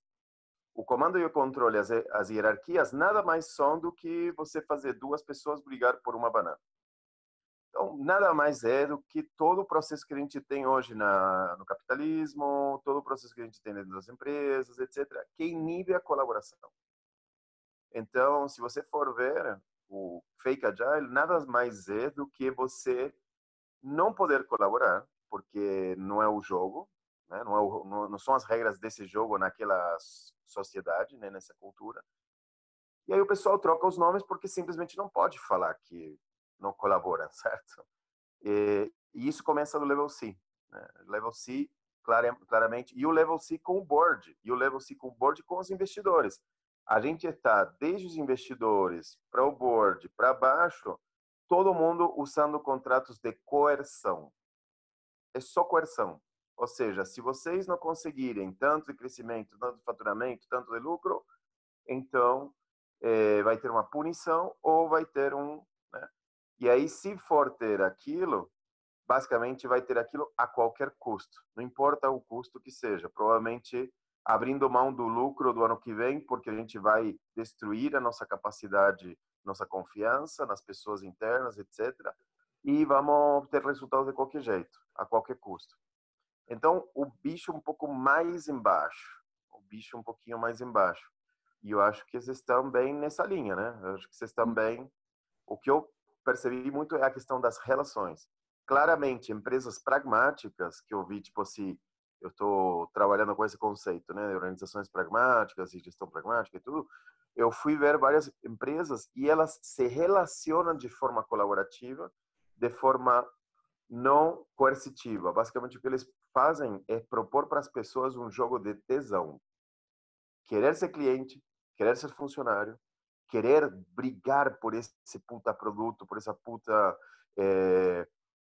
proposta, ou esse propósito legal comum, etc. E aí o relacionamento entre as pessoas não é coercitivo, não é de medo, não é de ameaça, e se é de, putz, todos juntos vamos conseguir isto. É outro... Então, quando a gente for ver um monte de sintomas que a gente tem nas transformações, tudo está relacionado com isso, na verdade. Tudo está relacionado com essa questão. É coerção ou é tesão? É fake, né? Ou é para valer? Se for para valer, o fake se gera porque é basicamente a autoridade que define as coisas. E não o sistema, não as pessoas ouvindo o sistema. É a narrativa das autoridades que define o que tem que ser feito. Então, eu vi nos últimos meses, depois de entrevistar essas 60, 70 pessoas, que o pessoal sabia fazer, sabia mudar, mas não era permitido. Era a mesma coisa que a gente viu em 2004, 2005 com o Waterfall. Engenheiros que sabiam fazer as coisas, mas organizações que não permitiam essas pessoas de usar esses talentos. Por quê? Porque o dogma, porque a autoridade definia, não, você tem que usar Spotify. Mas, cara, modelo Spotify. Ou você tem que usar Squad, isso, por aí vai, né? Essas coisas, né? E modelos prontos. Não, o problema não é o modelo pronto. O problema é a autoridade falar o que precisa e não o sistema, ou seja, e não a realidade mostrar o que te precisa, né? Então, tipo assim, o que esse time precisa? Esse time não precisa nada, precisa simplesmente não ser mais apressado, por exemplo. Não ser mais coagido por prazos, por exemplo. Pronto. Por que coagido por prazos? Bom, porque alguém lá usa esse modelo coercitivo, comando e controle. E é uma relação coercitiva. Não é uma relação de parceria, é uma relação coercitiva. Eu contra vocês. Então, eu como diretor contra o time. Eu como PO contra o time. Você percebe a diferença? É coercitivo. Não é juntos com uma meta comum, vamos trabalhar juntos para isso. Muito legal, Juan. Eu divulguei para a galera no chat aí, procurem lá, Combatendo Fake Agile. Tem um próximo evento aí, quer anunciar, Juan? O Juan fazer um convite. Sempre fazendo alguma coisa. Agora, né, porra? Tá tendo lá no Software Zen, o Gestão Pragmática, né? Tem, mas o próximo vai ser o Alisson, mas eu queria fazer um convite aí para o Fábio, agora que tem como chama? Testemunhas, né? Para o Fábio e a Camila, para, por favor, serem convidados aí para o próximo Combatendo Fake Agile, tá? Já estão intimados. Pode chamar, Rua, mas assim, a gente é iconoclasta, a gente não vai na linha, a gente vai na linha tua, assim. Então você ensinou a gente a ser rebelde. Não, que isso. A gente aprendeu junto, Olha lá, grande encontro, hein? Legal, gente. Histórico. Só um parênteses, o Juan, ele esteve no momento inicial da Mastertech, a Cá trouxe ele. Eu trabalhei com o Juan, ele não sabe disso. Sério? Mas eu já paguei nota do Juan na FIAP, ele não sabe disso. E nem precisou hackear, porque você já tinha ali o acesso. Mas enfim, Juan é muito importante na nossa história. Eu sou velho, cara. Sou velho. Eu nasci mais cedo, só isso. Você é nosso ídolo também, enfim, a gente deve muito a tudo que você ensinou pra gente. Grande, gente. Cara, isso aí, ícone da história da agilidade no Brasil. Valeu, Juan. Pessoal, a gente tem mais 3 minutos aqui, antes de entrar na retro. Tem uma pequena interação lá para vocês falarem algo aí que impactou, algo novo que vocês aprenderam. A gente vai fazer uma breve retro lá pelo Slido. Dá tempo mais uma pergunta aqui em 3 minutos? Camila, Fábio? Manda bala, cara. Eu tô ficando bêbado já, respondo até mais 2 horas. Última então, hein? Uma deixa aí para vocês, 4 votos. Transformação cultural começa com educação? A gente seria muito cínico se falasse que sim, cara. A gente é uma escola, enfim. Eu acho que não. Eu acho que não. Educação é importante, assim, no conceito mais amplo, tudo começa com educação, né? Eu ia falar pirâmide de Maslow, tudo começa com essa parada. Mas eu acho que transformação cultural começa com, enfim, com consciência, no final das contas, né? Com consciência e assim, tá. A expressão transformação e a expressão cultural, em qualquer momento da história que você aplicar, você vai acertar. porque sempre vai haver uma transformação, que é sair de um estado para ir para outro, e ela sempre vai ser cultural. Então, essa é uma outra expressão que ela não significa muita coisa. No final das contas, o que é importante é você ter a consciência de onde você está e de como as coisas se relacionam, como o Juan disse, de como as peças se relacionam. Então, no final das contas, eu acho que isso é uma consciência. Agora, a consciência começa com a educação. No final das contas, a gente vai chegar em Adão e Eva. Mas, enfim, tudo começa com a educação. Mas, na minha cabeça, assim, tentando dar uma resposta pragmática, eu acho que começa com um processo de consciência mesmo, de movimento, de como as coisas se movimentam e de qual o teu papel naquele xadrez econômico. Educação ajuda, mas ela é uma parte pouco relevante se você não tem consciência do que tem que fazer. E eu acho que a única chance, assim, num tweet, a única chance da gente fazer algo que de fato emancipe, né? A gente tem um livro muito legal que chama O Mestre Ignorante, de um jornalista francês que se chama Rancière, que conta a história de um professor do século XVIII, que fala sobre educação universal, né? Que tentou criar um método de educação universal. E no final do livro ele saca que, tipo, cara, acho que o melhor método é eu não ensinar nada que eu sou especialista. A hora que eu virar especialista no assunto, eu vou parar de lecionar aquilo, porque eu atrapalho o processo das outras pessoas fazerem o próprio caminho, né? Eu acabo parando de conseguir ser simples nos meus raciocínios. Então, quando eu penso em transformação cultural, e não é a passagem de um portal, né?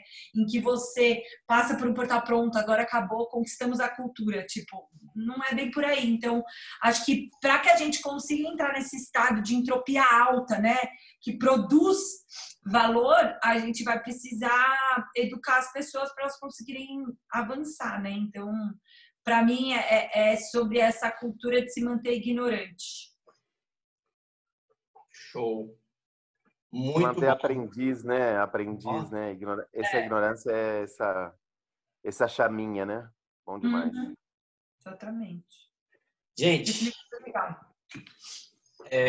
tá muito legal. Se deixar, a gente fica aqui até 11, meia-noite. E eu sei porque eu já fiquei com o Juan aí. Ele esquece do horário, ele se empolga e vai, cara. E é muito relevante mesmo. Acho que fica para uma próxima. Espero poder... Eu falei 3 minutos aqui, tá? Não vem me colocar culpa aqui, não. Eu cheguei tarde. Tô falando outros cursos que eu fiz aí. O Juan deu um cavalo de Troia, que invadiu a nossa... A gente vai conversar fora daqui, Juan. Depois vocês dão de volta também. Não, mas participação ilustre. Acho que a comunidade toda agradece aí a presença de vocês, a contribuição de todos que mandaram perguntas e estão aí. Vamos fazer uma retro aqui pelo próprio slide, pessoal. Deixa eu ver aqui que slide falta passar. Falar um pouquinho dos próximos eventos, né? Os nossos do Agile Campinas e Região estão lá na nossa página do Meetup. Quem puder colocar aí, pessoal, os links. Eu tenho alguns aqui, ó. Vou colocar aí no chat, enquanto eu falo aqui também desse evento que vai ter amanhã. Não sei se o Juan está envolvido, mas o Leandro, grande parceiro nosso aqui de Campinas. Somos parceiros aqui na organização, facilitação. Alisson também, se tiver aí quiser falar alguma coisa. Mas esse evento, ó, já vai ser o 4º, agora global, né? Que então tem participação aí de gente da Europa, dos Estados Unidos, acho que Ásia também, que já levaram para lá, para o mundo inteiro. Aí o Agile Beer, que começou no Rio de Janeiro, veio aqui para Campinas, São Paulo, e, enfim, é uma comunidade global agora. Procurem lá no Meetup, tem lá esse evento criado, tá? E vai ser amanhã, tá? Amanhã às 7, 8 da noite, às 7. Tá acontecendo também, né, as inscrições aí gratuitas por o Caravana do Agile Brasil, que vai ser online, gratuito, tá bom? E começa agora dia 8, então, de setembro, e vai durar um tempo, vai passar por várias regiões, representantes de todas as regiões do Brasil, tá bom? Grandes nomes aí, não perderia se fosse vocês, tá? Eu não sei se a Rafa tá aí, você tá aí, Rafa? Ela pediu para você tocar, Fabião. Então esse aqui é o treinamento que a Rafa Sampaio faz de Management 3.0. Tem um link aqui, o QR Code. Depois ela manda lá no grupo do WhatsApp, no Telegram, o link. Eu acho que esse treinamento é agora de 7 a 10 de setembro, né? Das 7 às 10 da noite. Management 3.0, pessoal. Tem o livro da Natália Manha, que é uma grande apoiadora aqui da comunidade também. Ela lançou esse livro. Fica para a próxima para a gente sortear, tá? Porque eu não estou com os nomes aqui agora, não vou fazer. Vou passar aqui direto para a retro. Na próxima a gente sorteia o livro da Nath e também alguma coisa do pessoal da Mastertech, que quiser ceder para a gente aí algum desconto, alguma coisa, para a gente divulgar, viu? Bom, a Camila tem mais porcentagem que eu, ela decide. Tá. Depois a gente conversa. Pessoal... Ai, como ele é ridículo! Mas a gente manda. Ó, lá no mesmo link do... A gente manda uma condição para vocês bem bonitinha, com show orientada para vocês, para que de alguma forma também maximize o processo de vocês. Porque com certeza o pessoal ficou interessado aí, viu? Então, se der essa brecha aí, acho que o pessoal obrigado pela oportunidade também de fazer isso. Muito obrigado. Boa. Legal. A gente que agradece aí. Vamos lá, pessoal. Em poucas palavras, mencione aí algo que vocês aprenderam, algo que impactou, que vocês ouviram aí pela primeira vez hoje. Por enquanto, só disrupção. Deixa eu mandar a minha aqui.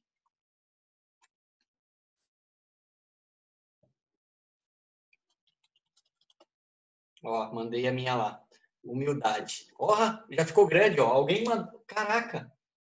Ó, alguém pensou junto comigo, humildade aqui, e aí já ficou grande.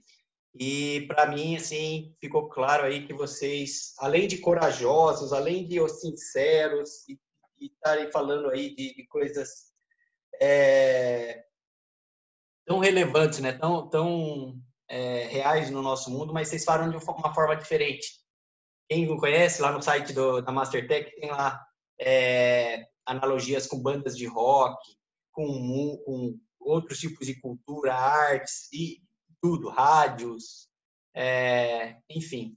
É muito legal a forma diferenciada aí com que eles falam de várias coisas. Gestão, motivação, psicologia comportamental, sociologia, filosofia. Muito legal, ó. Fica aí, gente. Depois eu mando para vocês, tá? Isso aqui vai ficar gravado lá no slide, tanto as perguntas quanto essa nuvem de palavras. E a próxima pergunta também, que é o feedback que eu vou pedir. Ó, jukebox, conflito, né? Confronto. Tem um fã do jukebox, acho que deve ser o Quem que é Jairo? Ou é o Fábio. Tudo de uma mancomunada.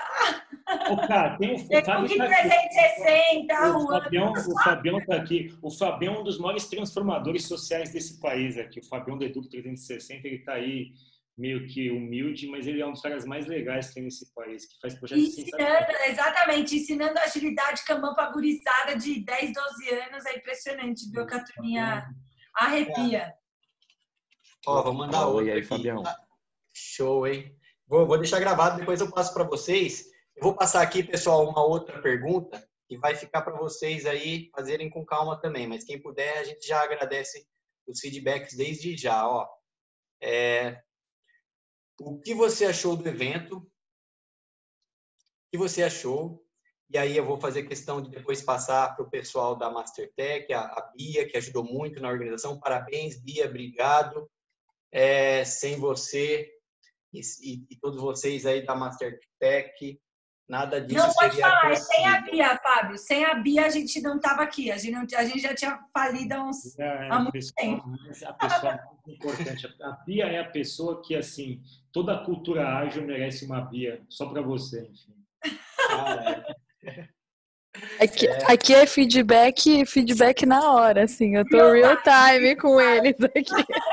Aí o Juan que me deixa mentir, o Juan tá de prova. Eu ia falar exatamente isso, falar assim, olha, se a Bia aí, vou te contar. Já tinha fugido tudo, a gente já tinha matado metade. Sem a Bia, a gente é só uma cachoeira. Mas obrigada a vocês, obrigada pela oportunidade, gente. Bia, viu? A gente que agradece, Bia. Obrigadão, viu? Obrigado pela paciência e tudo aí. A Gé, o Baldim, Júlio, o Alisson, o Rafa, todo mundo aí da comunidade que trabalhou para divulgar e tudo. pessoal tá colocando aqui, ó, ainda bem que o pessoal é educado, né? Não coloca tudo, mas ó, tá bem na cara de vocês isso aqui, viu? E a minha opinião também, foram Aí, demais. pessoal, Depois eu acompanha a passo gente. certinho para vocês aí todos os feedbacks. Isso aqui vai ficar aberto até amanhã aí, quem quiser dar o feedback amanhã, com calma, para a gente melhorar sempre. Quem sabe voltar com eles aí de alguma outra forma numa próxima oportunidade. Tá? Juan também vinha aí com a gente. Fábio, que vocês mencionaram aí agora há pouco. Só pela credibilidade aí que vocês passaram, já seria Cara, o potencial Fabião, convidado para a gente. convidem o Fabião. O Fabião é sensacional, cara. Amamos o Fabião. Muito legal. Tá convidado. Depois eu vou perguntar para vocês e a gente faz aí. Mas já tá aqui ao vivo, ó. Tá O convidadíssimo. Leandro também. O Leandro é um apoiador nosso. O Leandro é, putz, cara. O Zete? Pô, esse cara é genial, cara. É. A gente vai trabalhar junto em alguma coisa, a gente só não encaixou ainda, mas ele é um cara sensacional, que respeita muito o que a gente faz, enfim, a gente gosta muito dele. Sou um admirador. Show. Vocês viram aí, pessoal, todas as formas de entrar em contato com a gente, tem os links aí no chat. Daqui a pouco essa gravação, lá pela semana que vem, a gente vai colocar lá no nosso canal no YouTube, vou mandar para o pessoal também ajudar a divulgar. Tá aí o pessoal do Fake Agile, fazendo muita coisa bacana. É isso aí. É isso aí. Obrigado. Boa noite, pessoal. Obrigado. Fábio, Camila. Até. Obrigado pelo convite, Leandro. Beijo, E saudades, adorei povo. participar também. Tchau, tchau. Obrigado, Valeu, Fábio. gente. Até a Tchau. próxima. Obrigado aí. Até, gente.